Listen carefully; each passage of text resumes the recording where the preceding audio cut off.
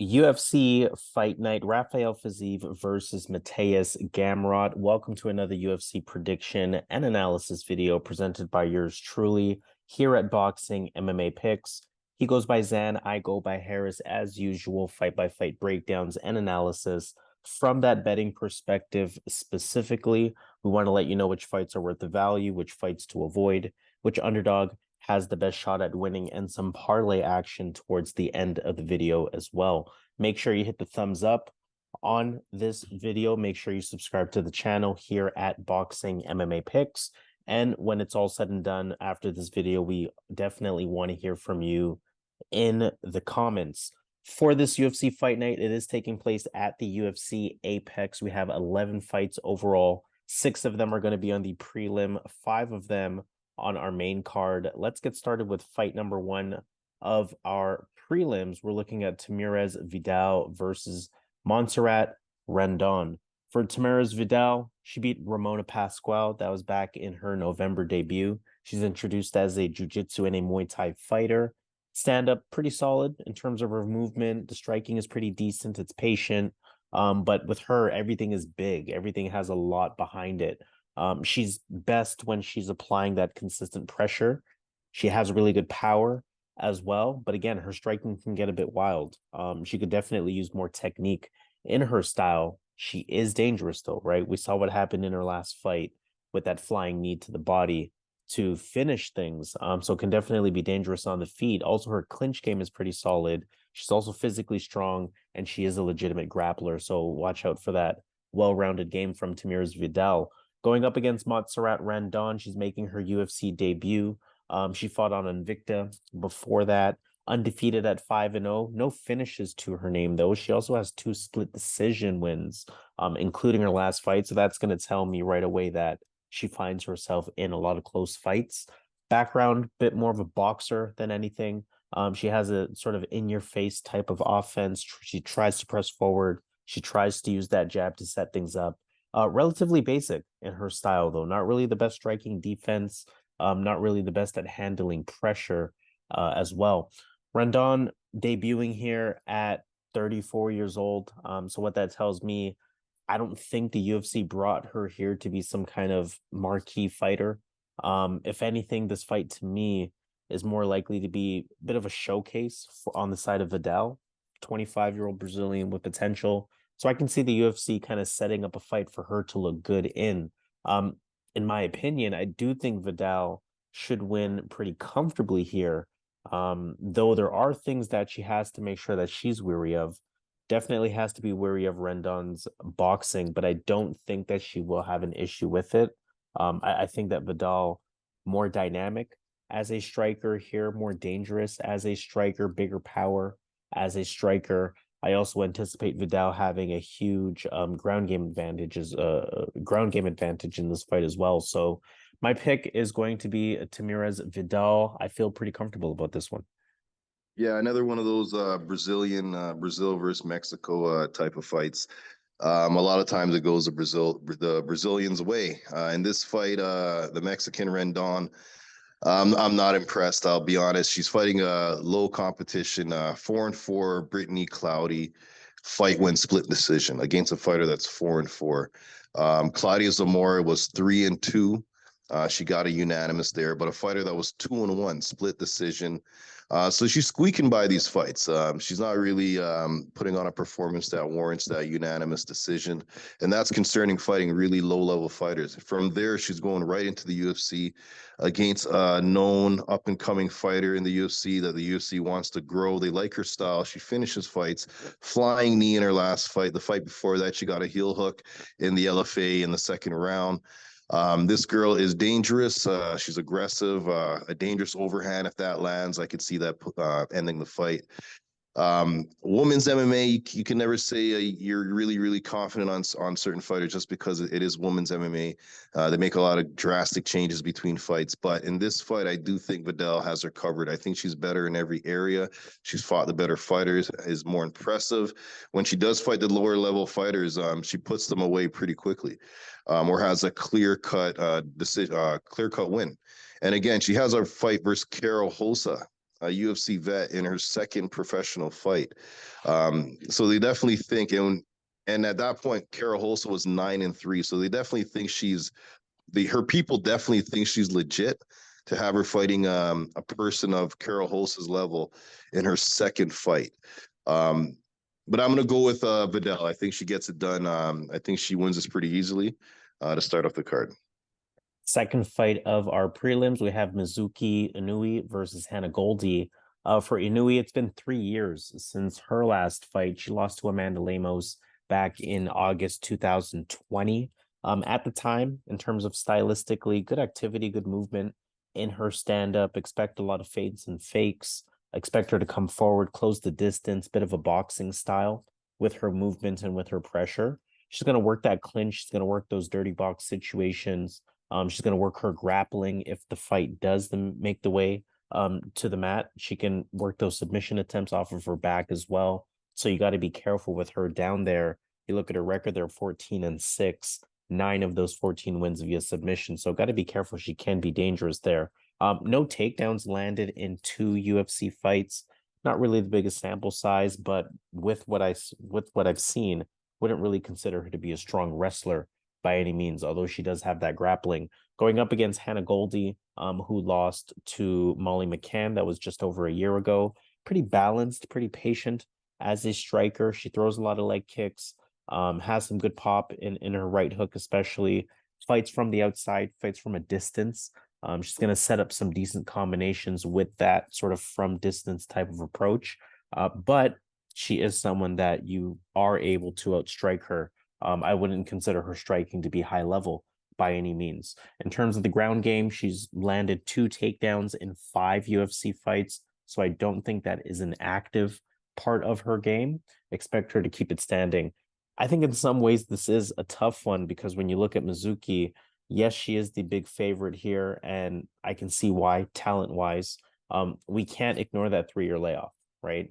That said, still just 29 years old. So that could either mean she comes back with ring rust, or that could mean that was time for her to make significant improvements in her game and then come back at what would be her athletic prime at 29 years old. So of course the question becomes, what improvements has she made during that time off, right? Now, luckily for her, Hannah Goldy, pretty straightforward fighter that won't really give her too many problems stylistically.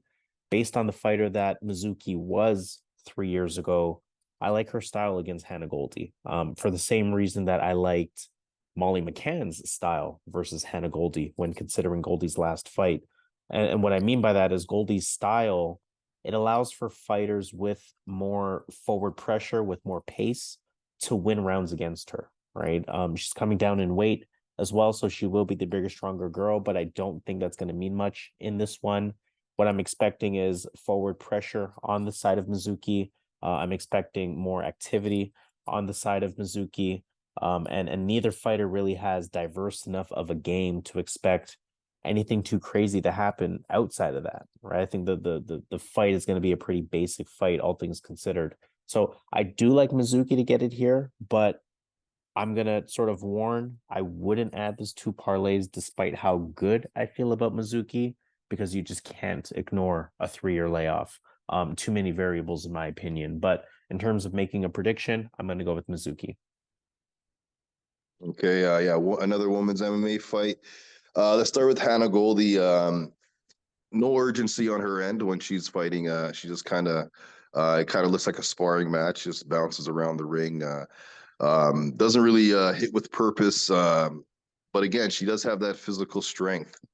I think she would benefit from a wrestling style with that physical strength. She's one of the strongest looking female fighters in the UFC. One of the best physiques in the UFC for the females, the women's divisions.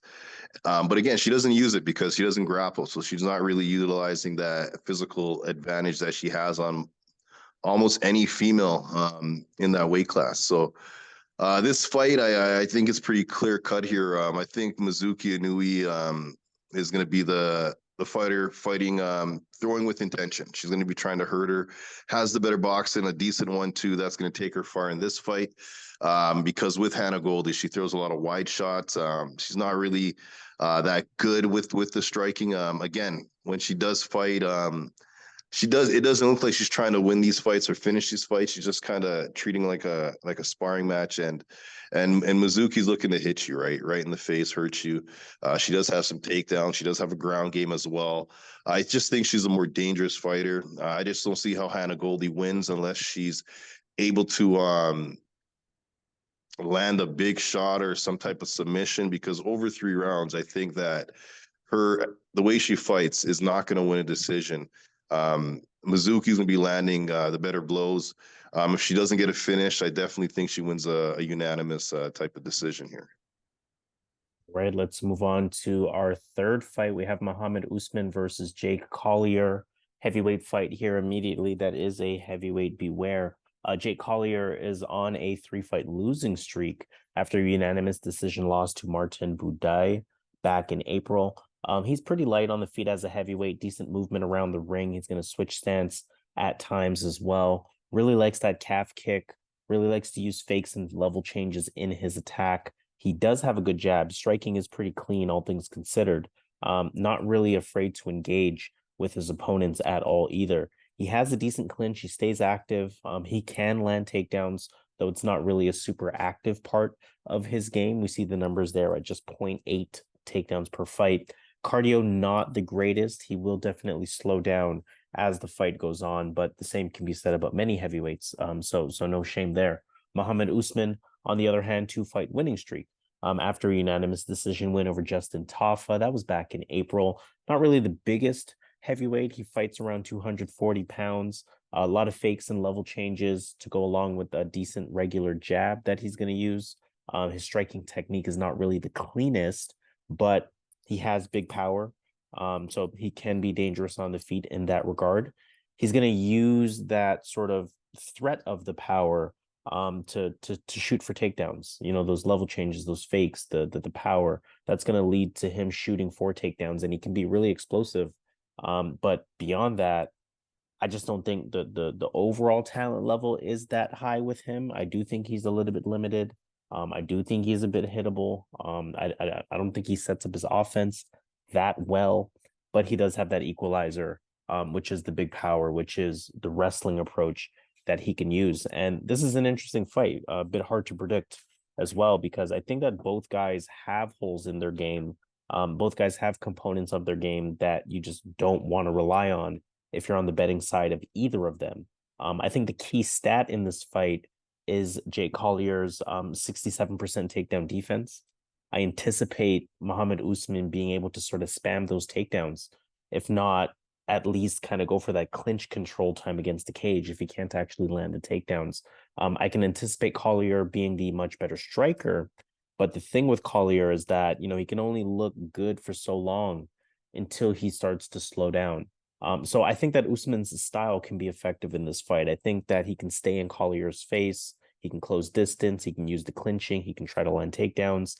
I think it's all going to wear on Jake Collier. And I think it's going to allow Usman to win an ugly one on points. I can see, you know, 2 rounds, 2 close rounds where, you know, takedowns are the difference for Mohammed Usman. And then, you know, in that 3rd round, for example, Collier is just too tired to really make anything happen. So I'm going to go Mohammed Usman to get it done, but it is a heavyweight beware at the end of the day. Yeah, this is definitely one of the fights you want to stay away from betting wise. You can't really trust either one of these fighters. When you look at Jake Collier, this guy, he got ground and pound by Chris Barnett. He lost to Chris Barnett, and that tells me a lot. If you lose to Chris Barnett in the UFC, a guy that you can easily just take down because he's pretty much a 185er, Chris Barnett, and just has a bunch of extra weight on him, making him like if he could cut down probably to a middleweight, Chris Barnett. And he losing that fight tells me a lot about this guy. And again, in that fight, when he got taken down, he's on his back, or when he was on his back, he didn't really have any defense when he was on his back. So I have a feeling if Usman can get him down, he can do a lot of damage from the ground and pound, because Chris Barnett was able to keep him there, and he ultimately got the finish in the ground and pound, right? So again, both guys low level. I was going back and forth. I had Collier at one point, and then I did further looking on this fight, and something tells me Usman is on the upwards, and when you look at Collier, he's on the downwards. He's on a 3-fight losing streak, and Usman is on a 2-fight winning. I'm sorry, 4-fight win. Yeah, 4-fight winning streak. That's enough to make me go his way in a fight that I think can go either way. So betting wise, I want no part of, but for the channel making a pick, I'm going to go with Mohammed Usman to get the win. Fight number 4, let's talk Jacob Malkoun versus Cody Brundage. Malkoun unanimous decision win over Nick Maximov back in October. He's a wrestler first in terms of his style. He's landed 9 takedowns in his last fight, for example, and 30 takedowns landed in 5 UFC fights, really just speaking to that style of his. His takedown entries are pretty solid, good chain wrestling, good grappling. On the feet, he's serviceable, good amount of jabs, good pressure. He's going to use good combinations to open things up for those takedown attempts. And the good thing with Jacob Malkoun, nonstop wrestling cardio, doesn't show any signs of slowing down at all. And that can be tricky against anyone, really. Cody Brundage lost to Cendric Dumas back in June. Decent stand-up, a lot of stick and move, a lot of level changes, a lot of fakes and feints. He's going to mix it up pretty well and he has solid power to go along with that. He's going to mix his striking in with the wrestling approach. He is a wrestler to that point. His entries are solid. He can land those takedowns. We see the numbers there at almost 2.5 per, almost 50% on the accuracy side of things. So that tells you that he's pretty good at it. Decent takedown defense to go along with it as well. However, with Cody Brundage, a few concerns. Cardio is a bit of a concern. I have seen him slow down. So that is something to watch out for. And somewhat questionable IQ in his fights as well from a decision-making perspective. I think regardless for Cody Brundage, and I think the odds reflect this for a reason, I don't think this is a good matchup for Cody Brundage at all, for 3 key reasons. First of all, striking on the side of Brundage, it's not good enough to stand out against Malkoun. Malkoun's striking, like I said, it's serviceable at best, but in a lot of ways, you can say the same thing about Cody Brundage. At the very least, Brundage is not an amazing striker to have some sort of huge advantage there. Secondly, the wrestling and the takedowns. Like I said, Cody Brundage, decent takedown defense, 73%. He has decent wrestling overall, but if I look at common opponent that both of them have fought, Nick Maximov, Maximov took Brundage down 4 times, whereas Malkoun was not taken down once by Nick Maximov. And in fact, he took Nick Maximov down 9 times in that fight. So that tells me that, I mean, MMA math doesn't always add up, but that does tell me to at least anticipate that Malkoun should be able to land those takedowns on Brundage here in this one. And the third reason, again, is the cardio, the durability. I don't think that Brundage is the most durable fighter to really be able to keep up with the wrestling type of pace that Malkoun can put on him. So I expect Brundage to slow down. I expect takedowns to be easier to land as the fight goes on for Malkoun. And I think this is a good spot for Malkoun. I don't like how steep the odds are, but I do understand them. I don't really see how Cody Brundage wins this one. So I'm going with Jacob Malkoun pretty comfortably. Yeah, this is one of those fights where it's like on paper, Cody has the striking advantage. Cody has a wrestling background. And then you look on the other side, Malkoun, he's been looking like a beast with that grappling, with that cardio. And his advantage is the cardio. Well, when you look at Brundage, cardio is a weakness for him. So in a fight that I believe Cody is a big underdog. What are the odds there, Harris? What are the odds on this one? Do you have it? Big underdog, Cody Brundage plus 400. See, that's crazy, right? So Jacob Malkoun at such high odds is, to me, is never worth it. But in this fight, I think how it's going to go is Cody has 2 minutes, 3 minutes to get him out of there. And if he doesn't knock him out, the cardio, that pace that Malkoun puts, he has some of the best cardio in the UFC in that division. And he pushes on that pace for 3 rounds with those takedowns. And Cody has shown that On the other side, Cody has shown that he doesn't have that cardio, and I don't think he can take the pace if he doesn't get a finish in the first couple minutes. I think the cardio is going to show after 3 minutes and a half. So um, Cody has to get a knockout. And when you look at Malkoun, he stood in there with Hassan, and Hassan is one of the heaviest punchers in that division. Fight went to decision. Yes, Malkoun went to the takedowns, but again, the fights always start on the feet, and he was able to avoid the damage against a way more dangerous striker. Again, MMA math or MMA, all that stuff doesn't matter. Every fight's different. It's styles make fights. But I think in this fight, he survives the first couple of minutes. And I think Malkoun's going to win a dominant fight. He doesn't usually get finishes. I think this is the type of fight he will get a finish fighting a guy that doesn't have the cardio to keep up with the cardio he has. So that's the big advantage in this fight to me is the cardio. Malkoun is top 5 in that division. When you look at Cody, he's bottom 5 in that division. So I'm going to go with Jacob Malkoun here to survive the first couple minutes and win that fight easily if he survives the first couple, which I think he will. Fight number 5 of our prelims, Tim Means versus Andre Fialho. Tim Means lost to Alex Morono back in May. 3 losses in a row now for him. Good striking, good consistent pressure. He's a pretty solid counterpuncher.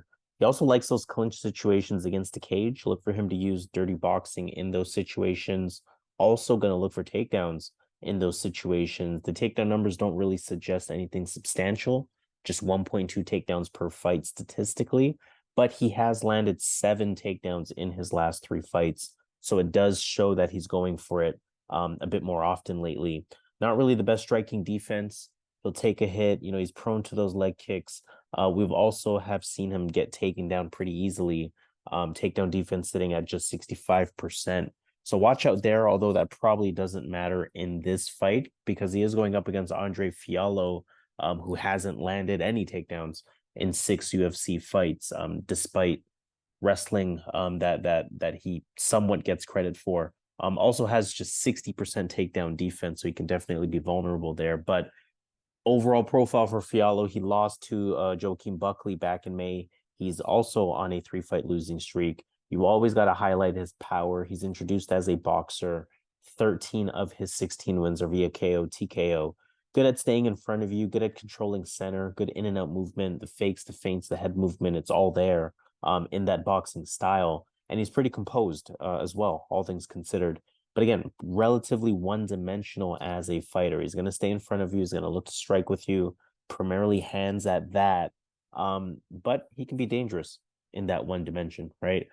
Tim Means, you would expect him to be the more experienced fighter here, the more well-rounded fighter here in terms of incorporating just the overall MMA approach, takedowns and whatnot, the more active fighter with the striking as well. So I think Tim Means is definitely worth a look as an underdog. What makes this fight tricky is that Tim Means has a good amount of KOs to his name. Fialho has a lot of losses via KO. That said, I think we're starting to see age catch up to Tim Means a bit here. 39 years old, hasn't won via KO, TKO in 5 years. So Fialho, I would say, has the power advantage. But Tim Means has only been finished once, once or twice, I should say, via KO, TKO amongst his 15 losses. So it begs the question of, can Fialho get that finish? We know that both of them are going to be hungry for a win. They're both on 3-fight losing streaks.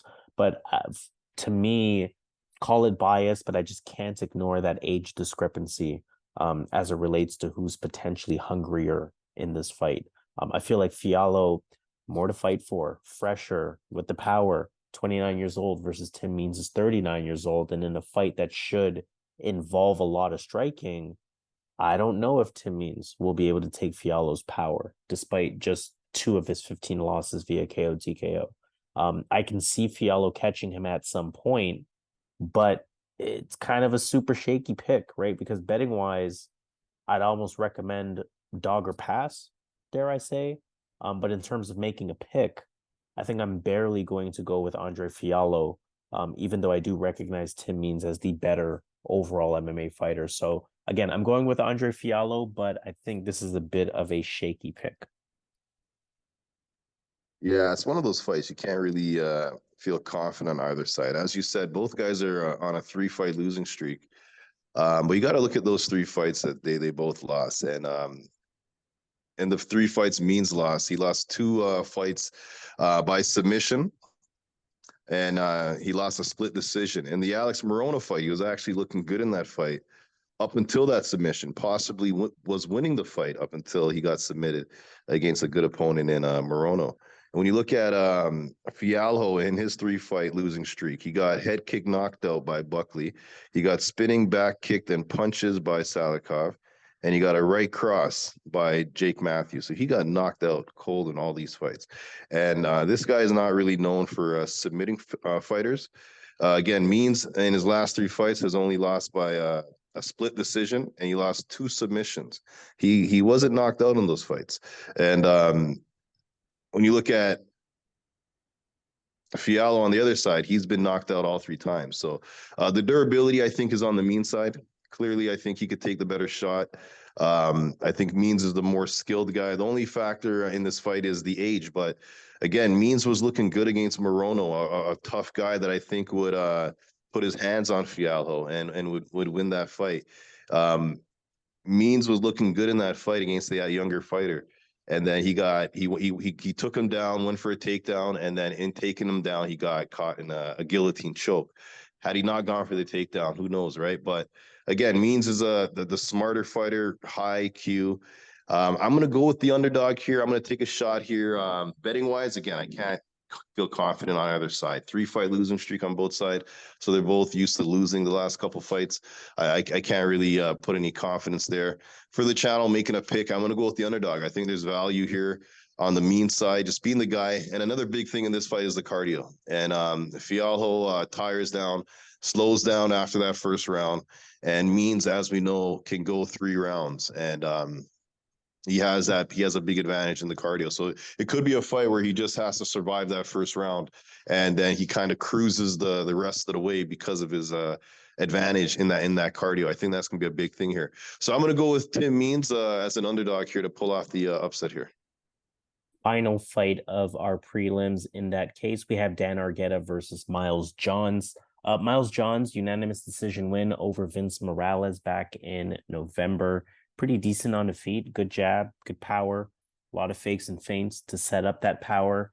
He's primarily boxing. He will throw that occasional calf kick here and there.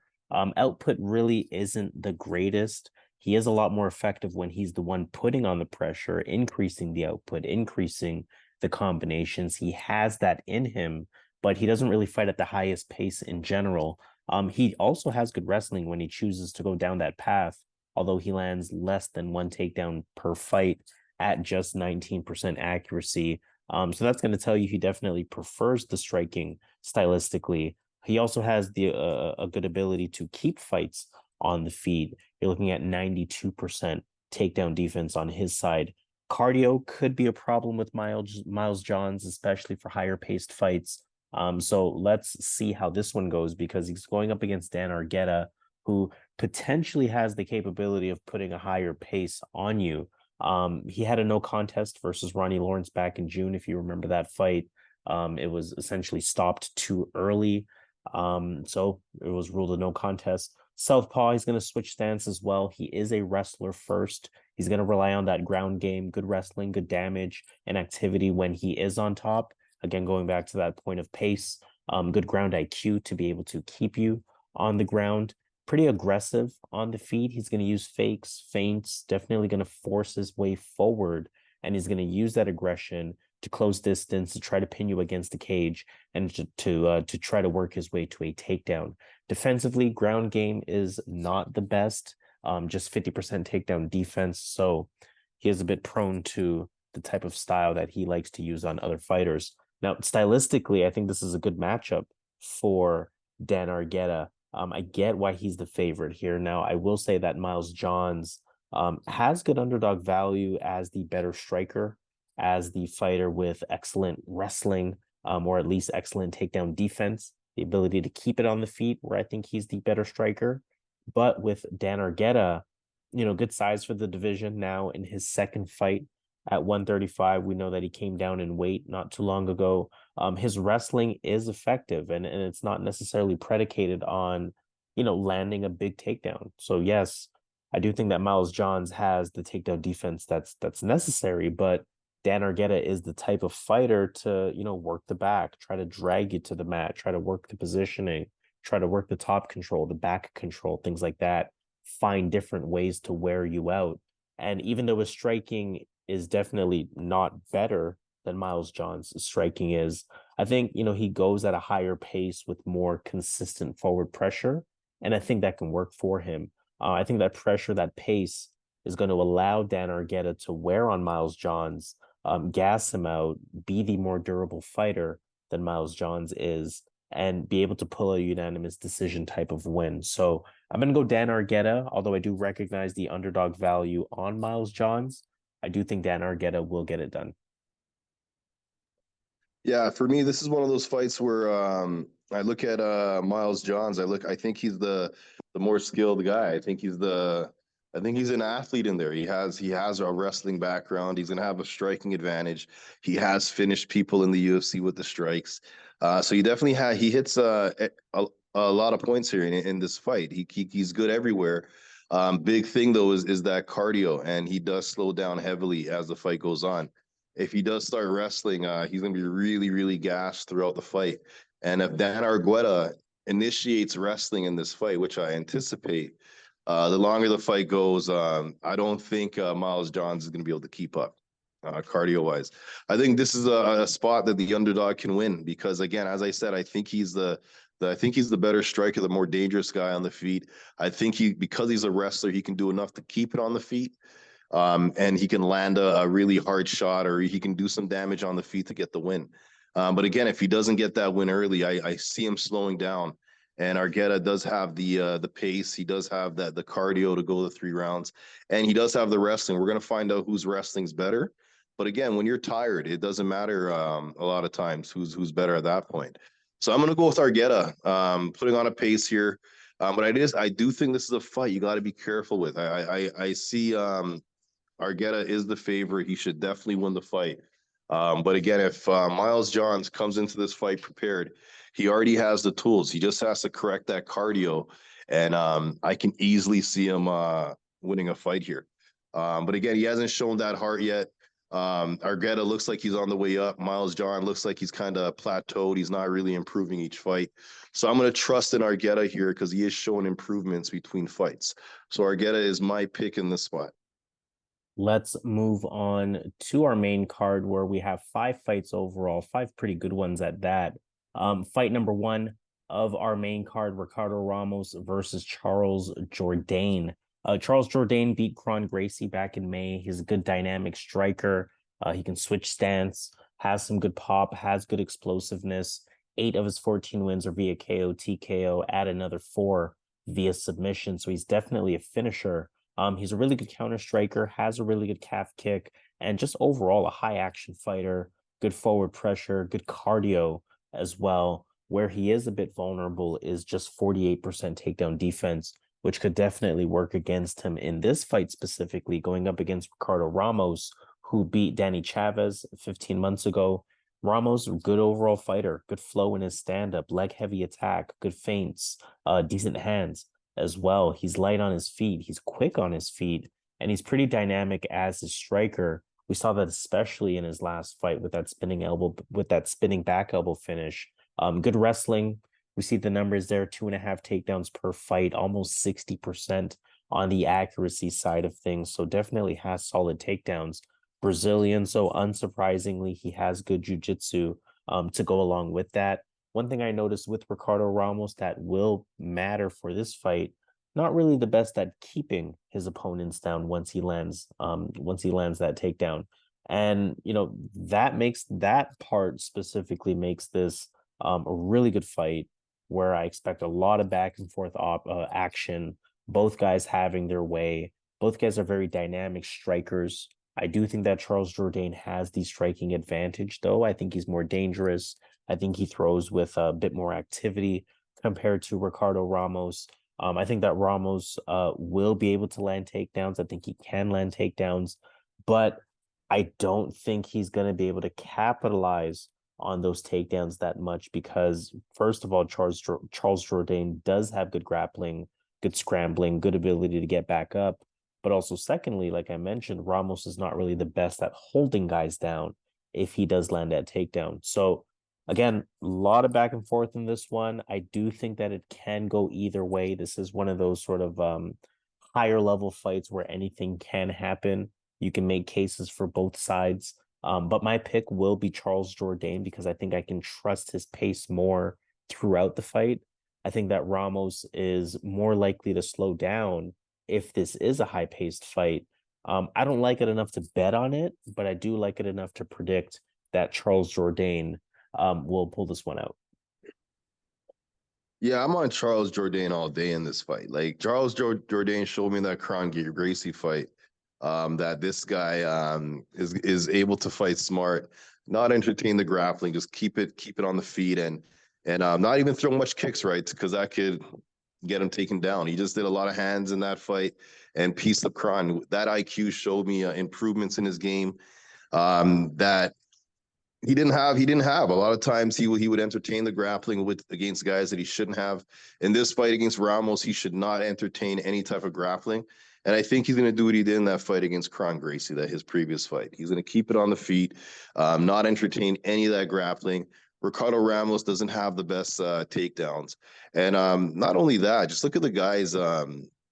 Look at the guys Charles Jourdain is fighting. He's fighting guys like, forget Kron Gracie, but he's fighting Nathaniel Wood, Shane Burgos, Lando Venata, Andre Ewell, Julian Arosa.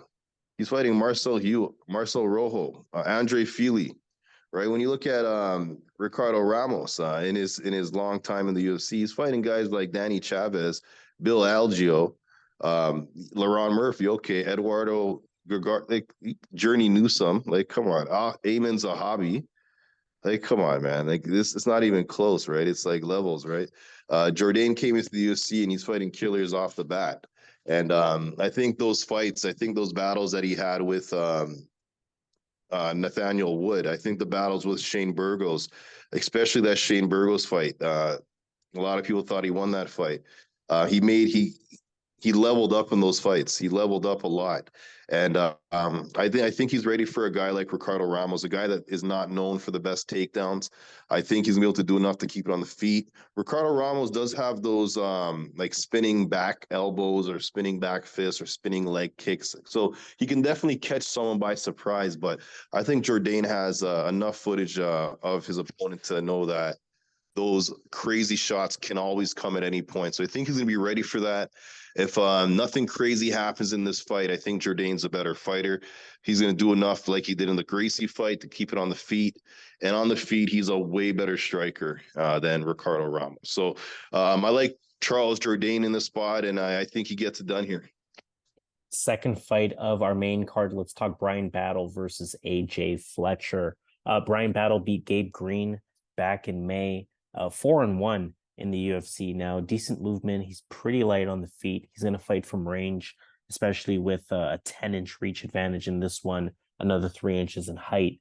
His striking does look cleaner on a fight-over-fight basis. He's a pretty solid counterpuncher. He's going to point fight at times as well, especially with those kicks and especially with that reach and ability to control range. His work rate, his pace has been pretty decent in the UFC thus far, and like we saw in his last fight, the power is there, especially in that counterpuncher role. Just 38% takedown defense, which I think is going to be super relevant for this fight.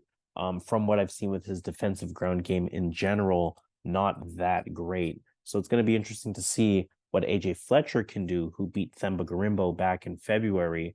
He does have a lot of movement around the ring. He does have some switch stance. The striking, I would say, is maybe decent at best.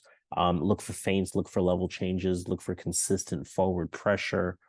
He can get a bit predictable. Like I said, striking is not amazing. Striking defense is also not amazing. He can land takedowns, though. We see the numbers there, 2 takedowns per fight. Good takedowns, good entries, good top control. But his takedown defense isn't the best. I don't think that'll matter for this one, but what will matter is that his cardio issues have been a bit of a struggle in the past. I think where AJ Fletcher has great value as an underdog is that wrestling approach, especially, as that shorter fighter using forward pressure. I can see Fletcher being able to close distance because he has to, work those takedowns against Battle, who doesn't really have the greatest takedown defense or game off of his back, and really work that top control. Where Fletcher doesn't have the greatest value is that, of course, he has shown those cardio issues in the past. Both of his UFC losses are via unanimous decision, and cardio played a factor in each of those fights. But what I do like is that Fletcher, showed me in his last fight that I think, at least based on his last fight, I think he can get 2 rounds under his belt using takedowns, using top control. I think that he is tough enough where even if he is a bit tired, he can try to keep that pace a little bit higher, make it ugly, for at least 2 rounds, get those takedowns, get that top control. And I think for Bryan Battle to win, it would have to be a fight that stays on the feet, which I do not anticipate happening. So this is going to be one of those fights where I do go with the underdog here, AJ Fletcher. I think he has some value. I think Bryan Battle has some vulnerabilities in his game. And I think AJ Fletcher can capitalize on that. So I'm going to go with the underdog, AJ Fletcher, to get it done. Okay, so yeah, on paper, this is a fight Bryan Battle should definitely win this fight, because you look at it, whereas Bryan Battle can win the second half of the fight with his cardio advantage, Bryan Battle should have the striking advantage, especially with the kicks he mixes in really well. Bryan Battle has knockouts on his record. He has a high kick knockout. He has a right cross knockout as well. So this guy can definitely finish Fletcher. On paper, he is the guy that I think the UFC wants to win this fight. I think they're trying to push him more so than AJ Fletcher. And you look at AJ Fletcher, this guy has a good wrestling background. But even in the grappling exchanges, he makes mistakes. Right? And that's going to be a problem in a fight like this, where Battle can easily get a submission. He has good submissions off his back. He has finishes in that position where he's on his back, he gets a submission, or he gets a guillotine. This guy can catch Fletcher because Fletcher doesn't have the best IQ. He'll put himself in danger, and he tries to bail himself out with his power, with his explosiveness. So yeah, I can definitely see Battle winning a decision. I can see Battle winning by knockout. I can see Battle winning by submission. So I see many ways Battle can win this fight. But I'll be honest, I'm not a fan of Bryan Battle. Like, ever since The Ultimate Fighter, I'm not a fan of his style. And I think a guy like Fletcher, again, he's not on the level of a Renat Fakrinov, who utilized that wrestling heavy style. Fletcher does have the wrestling. I think, like Harris, I think he can get the first couple rounds. But again, this is a fight he should lose. This is a fight that I'm not betting at all. But I'm going to go with AJ Fletcher to pull off the upset, utilizing that wrestling, getting the first couple rounds. He might even get a submission in this fight, like he did in his last fight. But I'm not confident in any way. Battle should win, but I'm just not a fan of Bryan Battle. So I'm going to go with the other side here, AJ Fletcher. Third fight of the main card, Marina Rodriguez versus Michelle Waterson-Gomez. Now, this fight may look familiar to you because they did fight 2 years ago. Marina Rodriguez won 4 rounds to 1 in that fight. Not really too sure why this one's happening. Why this one's happening again. This, of course, will be a 3-round setting, but not really much has changed since their first fight. Both are a little bit older now. Neither one of them have changed stylistically. Rodriguez, we know she has that Thai boxing style. She lost to Verna Jandiroba back in May. She's on a 2-fight losing streak. Dynamic, high-level striker, one of the better strikers in the division still. Methodical. She picks her shots really well. She has great accuracy, good combinations, good distance control, good Thai clinch. One of her weaknesses is that she can be taken down, just 64% takedown defense. Also has a solid protective guard, so doesn't really take too much damage on the ground, but she just can't avoid being taken down, at least lately. Waterson-Gomez is also on a losing streak, a 3-fight losing streak in her case. She lost to Luana Pinheiro back in April, We know that she has that, signature karate style in the stand-up, active stand-up, a lot of jabs from her, a lot of leg kicks, really tries to maintain that distance, more of a point fighter than anything, but in moments she will look for those clinch situations. We see the numbers there, almost 1.5 takedowns per fight.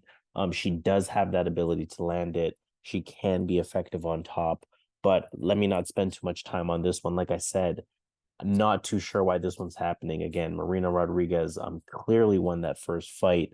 Waterson-Gomez landed just one takedown in that fight. Again, that was a 5-rounder. So I can't really envision Waterson-Gomez somehow landing multiple takedowns in this one. Rodriguez outstruck Waterson-Gomez throughout the fight. So I can see that essentially the same thing happening here. And again, I can't really envision this fight going any differently than that first fight did. So Marina Rodriguez is almost my pick by default here.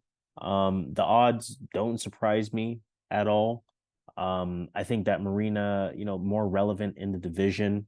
I think she needs a win to stay relevant in the division, whereas Waterson-Gomez, she hasn't really been a legitimate contender in a while. So I think if anything, this one is for the sake of keeping Marina Rodriguez's name relevant and getting sort of a 2 marquee names on a main card. But I don't really see how Michelle Waterson-Gomez wins this fight. So I think Marina Rodriguez wins it, just like the first fight. Should be pretty comfortable. I definitely understand the odds. This is one that I would consider putting on a parlay. Yeah, I'm with them. I'm going to be quick. I'm not going to spend time. They fought already, and the big difference here is now Michelle Waterson is 37 years old. So she lost the first fight 49-46. I see this the same type of thing happening here. I see Marina putting on the more activity, the more strikes, landing the more blows, winning a similar type of decision here. So yeah, I'm going to go with Marina to bank this fight here, 30-27, 29-28 type of fight. Co-main event of the evening, Bryce Mitchell versus Dan Ige. It's going to be a good one here. High-level featherweight fight. Bryce Mitchell lost to Ilia Topuria back in December. He's a southpaw. He can switch stance as well. Stand up, maybe decent at best. Good forward pressure. The striking is decent. The counter jab is decent. His specialty is definitely in his ground game. 15 wins, 9 of them via submission. Really good takedowns, over 3 takedowns per fight. Great with the chain wrestling. He's relentless on top. He incorporates that grappling to stay in advantageous positions as well. He's sort of one of those fighters where once he gets a hold on you, expect top control, expect him to win the round, and then, start on the feet for the next round and hope it doesn't happen again. That's the type of style that Bryce Mitchell is going to throw at you. For Dan Ige, he beat Nate Landwehr back in June. He's a really good all-around fighter. Good stand-up. He's going to show those fakes, the feints, the level changes, the punch IQ, the combinations, the movement, both in and out and laterally. It's all there from a striking perspective. He has good accuracy. Of course, we know the power is definitely there. 50K is his nickname for a reason. Unfortunately for him, not really the best takedown defense, just 56%, which will essentially be the key stat in this fight. He does have a good defensive guard, so it's going to keep him out of danger if he is taken down. But again, just not really the best takedown defense. He can land takedowns in his own right, just over 1 takedown per fight. So it's going to tell you he much prefers the striking.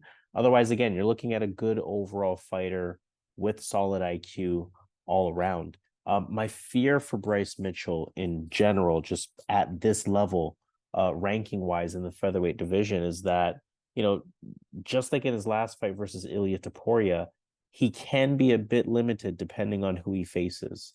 He's almost like the Curtis Blades of the division in some ways, where the wrestling's good against anyone, but when he's up against a fighter whose wrestling is just as good as his or near his, in addition to a fighter that has better stand-up, just don't see how he gets it done. I do think that Ige is the better striker in this matchup. So I think that could absolutely give Bryce Mitchell problems. Ige definitely has the power to cause some problems here as well. But unfortunately for Dan Ige, like I said, the key stat in this fight is that 56% takedown defense. I think that Bryce Mitchell is going to be too much with the takedowns here. He's the bigger fighter. So you know that size should play a role. The lack of takedown defense should play a role. I think that Mitchell's going to be able to keep a pace on him, close the distance, not really allow Ige to take advantage of that striking advantage that he does have in the fight. And then again, Ige's takedown defense is just not going to be good enough, in my opinion. I think it's going to allow, Bryce Mitchell to win at least 2 rounds, if not all 3, specifically using those takedowns. So I like Bryce Mitchell in this spot. I think it's good value. I think stylistically, it's just not the best matchup for Dan Ige. So Bryce Mitchell is going to be my pick here.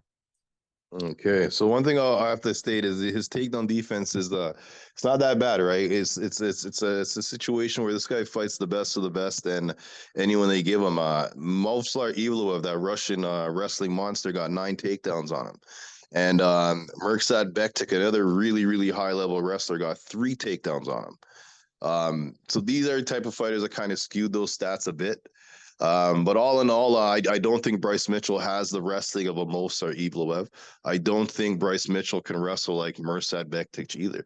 I think Mitchell has good jiu-jitsu. I think he has good submissions. When he gets you down, he's really hard to get off you. But his takedowns, I'm not that impressed with his takedowns. At this level, I think Ige is going to be prepared because he knows he's fighting a one-dimensional fighter. This is like the olden days with Gracie. This guy can only win one way with the submissions. He's not going to outstrike Ige. He needs to get this to the mat. He needs to submit him. If he doesn't get the submission, if he doesn't get it to the mat, the story's going to go. Ige is going to outstrike him and win a decision. Might even get a finish. Ige has been shown power. See where I'm going here? I'm going with the underdog. I'm taking a shot with the underdog, Dan Ige. I think in a fight where he does have grappling. He does have takedown defense, in my opinion, against a guy like Bryce Mitchell. I think Bryce is not going to be able to get easy takedowns. And if he does get him down, I think Ige has enough to survive. He's a black belt in jiu-jitsu. Once he gets back to his feet, second round, I don't think it's going to be that easy for Bryce to get it back to the mat. And I think Ige is going to utilize that striking advantage. And I think he's going to hurt Mitchell at some point. I think Ige has that style of Topuria, just on a much lower level, but he has that Topuria style grappling base. They have their boxing, they have their striking, and that style already beat Bryce. So I think that Ige can push the same type of style, the same type of fight, maybe not to the extent of Topuria, but I definitely think he has all the tools here in this fight to pull off the upset. So based on the odds and based on the visuals and how they fight, I'm going to go with Dan Ige here, knowing that he has to deal with this guy's grappling. He has all the training partners in the world.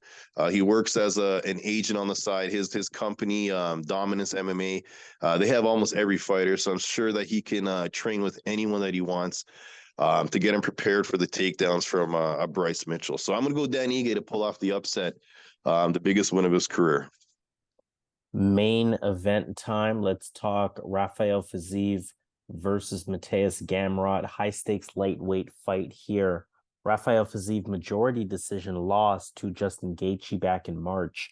Great MMA stand-up. We know he has the good boxing, the high-level kickboxing, powerful leg kicks to the body, good head movement, good combinations as well. Definitely one of the best strikers in the UFC, in any weight class. Good ground game as well, despite just 0.3 takedowns per fight. Definitely doesn't use wrestling in his style. He does have good top control if the fight gets to the mat. Good activity, good positioning as well. Also has great takedown defense at 90%. That is worth, it is worth noting, I should say, that he has been taken down 4 times in his last 3 fights. So despite the great takedown defense, as you mentioned, with the last fight we just talked about, once you're at a level facing high-level fighters, anything can happen. But otherwise, Fiziev, again, high-level striker, good takedown defense. That's kind of his MO. Mateusz Gamrot, split decision win over Jalen Turner back in March. Switch stance. He's a diverse striker. He's going to mix it up pretty well. His technique is pretty solid. He's pretty composed. Going to show level changes on the feet. Good in and out movement as well. Tries to keep his opponents guessing. And those level changes is because he has good takedown ability, good takedown entries, good, finishing, good chain wrestling, excellent takedown numbers at 4.5 takedowns per fight. Numbers wise, he's landed 14 takedowns in his last 3 fights. Also, an amazing 90% takedown defense to go along with that. We know the grappling is legitimate as well. So with Gamrot, you're just looking at a really well-rounded fighter who can do a bit of everything. I think it's a good main event. I think it's kind of two of the next wave of fighters in this lightweight division. If we think about kind of the Gaethjes and the Poiriers being the generation or the wave before them, so to speak. It's striker versus wrestler, but both guys are sort of capable of doing everything. Gamrot's last fight should have some implications for how this fight goes, at least in my opinion. Gamrot was up against a better striker in Jalen Turner, a fighter with solid takedown defense in Jalen Turner, and Gamrot was still able to land 4 takedowns in that fight, was able to use takedowns to be able to win rounds and again win that split decision. Fiziev also gave up a takedown to Justin Gaethje in his last fight. So that would suggest that Gamrot should be able to land a takedown or 2 in this fight. That said, I feel like, for Gamrot this time around, he's up against an even better striker in Rafael Fiziev versus Jalen Turner. A fighter with even better takedown defense in Rafael Fiziev versus Jalen Turner. And that makes me think that Gamrot won't be able to rely on takedowns, at least throughout the entire fight, because this is, again, going to be a 5-round fight as opposed to 3 rounds versus Jalen Turner. We saw moments in Gamrot's last fight where he did look a bit vulnerable with the striking against, again, the better striker. And that's going to tell me that Fiziev, as the better striker, should be able to capitalize there as the fight goes on. I think it's going to be a really close one. Gamrot is one of those fighters where it doesn't matter if he's going up against your favorite fighter, he has a style to be able to win rounds. I think you can make the case for either fighter and feel pretty good about any side that you're on. But when I break it down, my analysis is going to lead me to picking Rafael Fiziev here. I haven't seen Gamrot in a 5-round setting. I can't say that he's going to be effective as a wrestler for 5 rounds. Fiziev has great takedown defense, and Fiziev is the much better striker. So I think all of that is going to add up to a Rafael Fiziev victory here. So Fiziev is going to be my pick. All right, so yeah, man, this is going to be a tough fight. I think, yeah, like you said, this is wrestler versus a striker, so you can't really be confident in this fight because this is one of the best wrestlers in the division versus one of the best strikers in the division.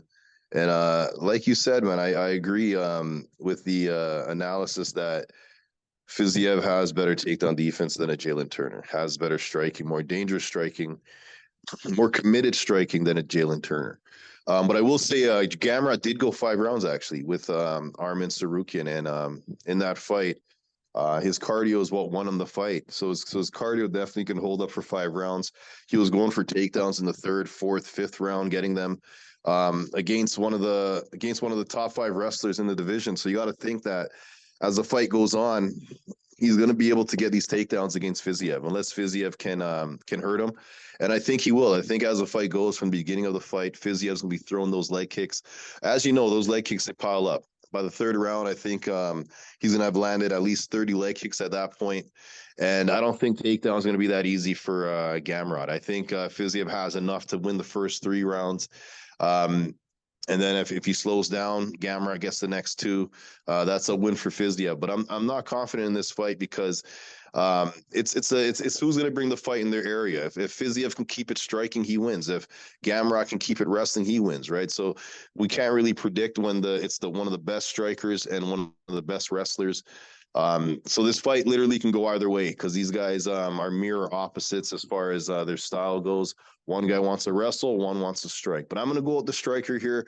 I think it's easier to I think it's a lot easier to prepare for to learn how to stop takedowns versus how to keep up in striking. When someone has a striking advantage, it really does show at this level. I think Fiziev, it's easier for him to learn how to stop some of these takedowns, maybe not all of them. And one thing as well, and Gamrot does take you down. He doesn't do much work there. He lets you back up and that's not going to work against a guy like Fiziev because he's going to keep landing those kicks, landing those heavy shots. So I'm going to go with Fiziev here, winning this war, this big battle, striker versus wrestler. I'm going to go with Fiziev to get the win. All right, let's take it to Vegas. Let's consider some underdog activity. Let's consider some parlay activity as well. Of course, I will start off by reading out the underdogs. We have Hannah Goldy is an underdog versus Mizuki. Jake Collier is an underdog versus Mohammed Usman. Cody Brundage is an underdog. Tim Means is the underdog. Miles Johns, Montserrat, Rendon. Ricardo Ramos is a slight underdog versus Charles Jourdain. AJ Fletcher, Michelle Waterson-Gomez, Dan Ige, and Mateusz Gamrot. Okay, so I'm going to go with, for this underdog spot, I'm going to go with Dan Ige this week. All 50K. right. 50K Ige, 2.5. Definitely worth the value. I would agree with that. My underdog pick is going to be AJ Fletcher. I think he has, again, the tools with the takedowns to be able to get it done. And then in terms of parlay picks, who are you taking a look at? Okay, I'm going to go with Charles Jourdain. And I'm going to go with Marina Rodriguez. All right. So we have two fights there. That is going to be a solid 2.34. That means that $100 is going to return $234. For our bigger bettors, $250 will return a total of $585.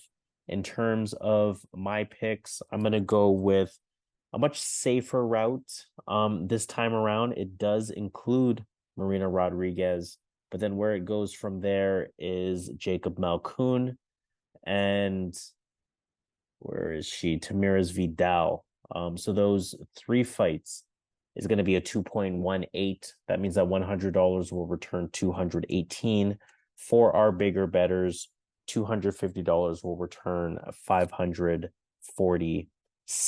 So let's wrap up on that note. This has been UFC Fight Night. Rafael Fiziev versus Mateusz Gamrot. Full card prediction video presented by yours truly here at Boxing MMA Picks. Please, again, hit the thumbs up on this video. Make sure you subscribe to the channel here at Boxing MMA Picks. And most importantly, we want to hear from you in the comments. So let us know how you feel about our picks. Let us know what picks you are looking at, what locks, what underdogs, what potential picks you want to further have conversations about before you lock in that bet. Let that all be known in the comments below, and we'll be more than happy to have that conversation with you.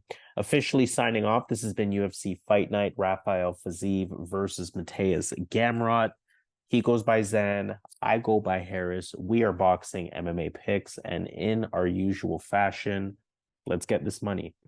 Let's get it. Hey. Yeah, man, that was quick, man. Yeah, quick ting that. All right, yo, let me get this up like 20 minutes. All right, cool. All right, All right, later.